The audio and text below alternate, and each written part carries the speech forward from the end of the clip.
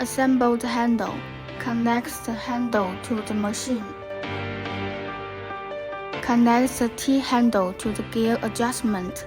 Tighten the screw. This blue 4-in-1 manual drawing rolling mill machine is easy to operate, labor-saving, and durable. It can press half-round, circle, sheet, and square. The distances can be adjusted through the T-shape handle. The machine needs to be fixed on the table during work to prevent the machine from moving while working. After adjusting the spacing according to the thickness of the jewelry, put the jewelry into the roller and start to correct the handle. The spacing can also be adjusted during the process. The materials that can be pressed include gold, silver, copper, aluminum. It's finished.